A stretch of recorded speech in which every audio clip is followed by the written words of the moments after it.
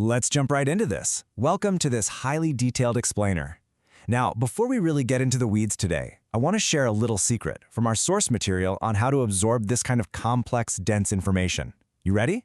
Stay calm, compose yourself, and do not divide your attention. Seriously. If you want to master a massive amount of academic detail, you've got to just listen first.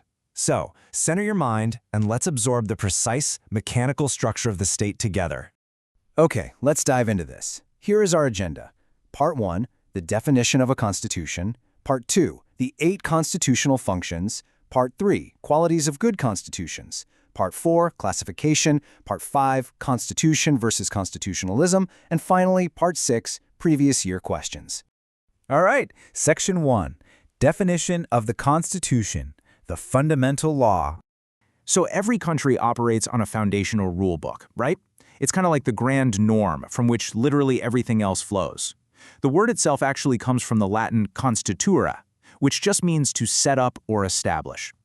And if we look at political scientists like R.N. Gilchrist and R.G. Gattel, they define it as the fundamental set of principles outlining exactly how a government is structured and organized. But it doesn't stop there. It also dictates the government's relationship with you, the citizen, specifically regarding your rights and duties. It's the ultimate guide for state rules, basically making sure the government doesn't just do whatever it wants whenever it wants. And this brilliantly illustrates a really vital academic distinction we need to make. Take India, for example. In India, the Constitution is the supreme law of the land. It sits at the very, very top. All other acts, labor laws, company laws, you name it, are derived directly beneath it. If a lower law conflicts with it, that law fails, period. But contrast this with Germany's basic law, like the famous Weimar Constitution. That acts more like a foundational floor upon which other laws are progressively built over time. It's a subtle difference, but an absolutely crucial one. Moving on to Section 2, 8 constitutional functions, Elliott-Bulmer's taxonomy. Okay, so what exactly must a constitution achieve for the people it governs? Elliott-Bulmer gives us a specific framework with 8 core functions. Let's look at the first 4, which basically set the rules of engagement between the state and the citizen. Number 1, it defines the boundaries of the political community, meaning who and what actually make up the system, from the highest parliament all the way down to the local police. 2, it declares the nature and exact authority of the state. 3, it expresses national identity and values, like what does it mean to fundamentally be Indian? And 4, it establishes citizen rights and duties. Think of parts 3 and 4 of the Indian Constitution. It explicitly writes down what you are owed and what you owe in return. Let's move to the next slide and see how this builds with the final 4 functions. Function 5, it creates and regulates permanent political institutions, like an election commission, keeping them safe from the daily chaos of politics. 6, it divides power between government levels, center versus state.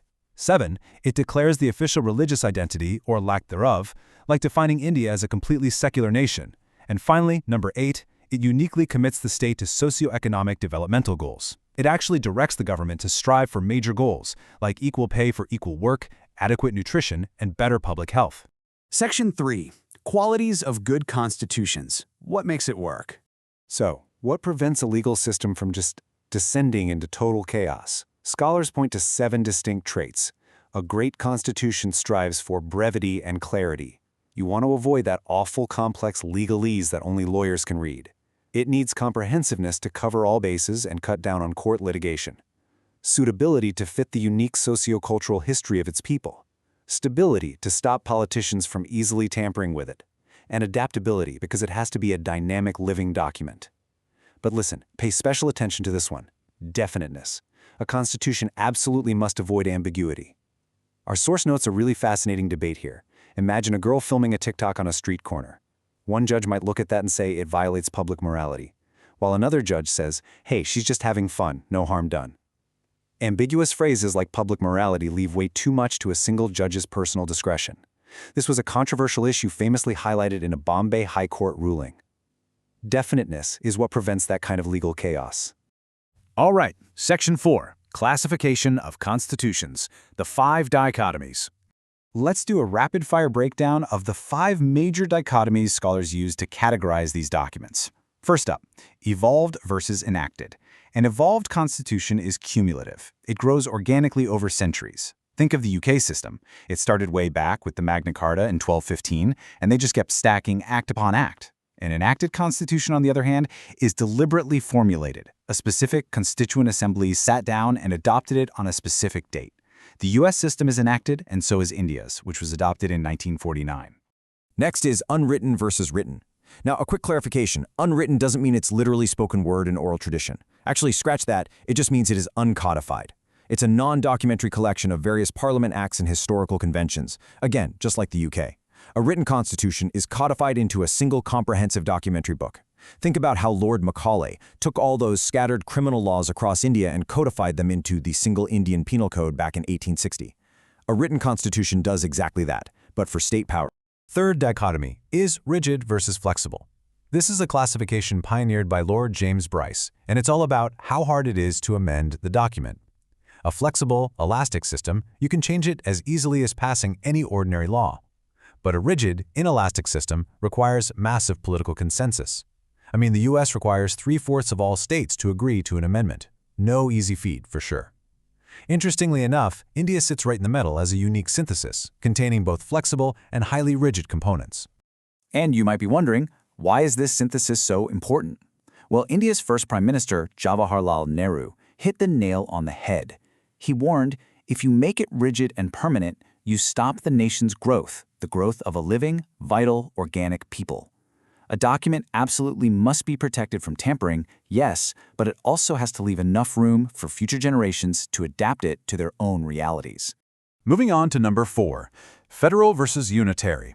Federal systems, like the US or Australia, strictly divide power between a national center and regional state governments, letting both kind of do their own thing independently.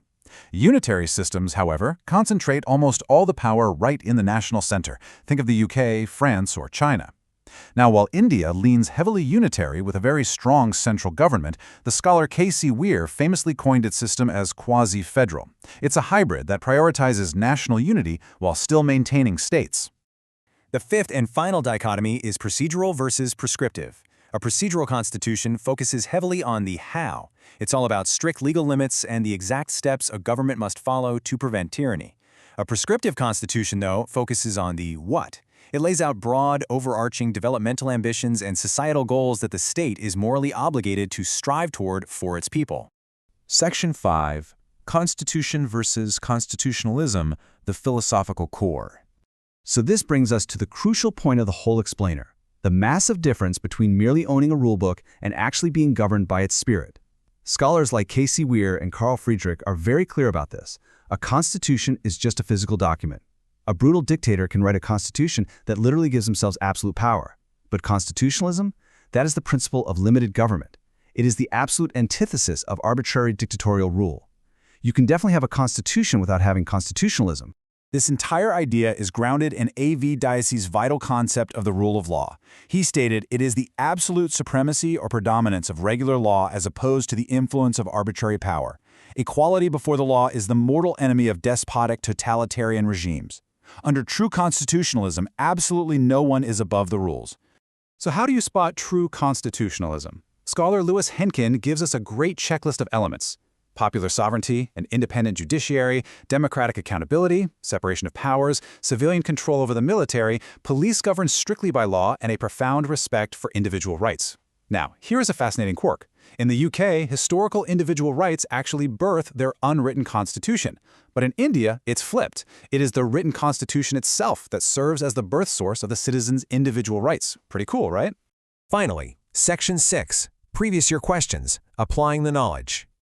Let's take all this immense detail we've just absorbed and apply it. Look at this recurring UPSC exam question from 2020 and 2021. What is the most appropriate definition of a constitutional government? The options are designed to distract you with terms like a popular government or a multi-party government, but don't get tricked. Think back to the definitions of Weir, Friedrich, and Dicey we just explored together. Now, what's really interesting about this slide is how simple the answer actually is: a limited government. That's it. It is a government that places effective, undeniable restrictions on its own authority in order to protect the individual liberty of its citizens. Constitutionalism, at its very core, is just the limitation of arbitrary power. I want to leave you with a provocative thought as we wrap up this masterclass. I want you to look around your community today. Whether it's a local police stop, a new tax law, or just a right you exercise freely without even thinking about it. How does this invisible mechanical shield of constitutionalism protect your daily life from the whims of arbitrary power? Understanding this stuff doesn't just help you ace an exam, it helps you understand your exact place in the modern world. Keep exploring, keep questioning, and I will see you in the next explainer.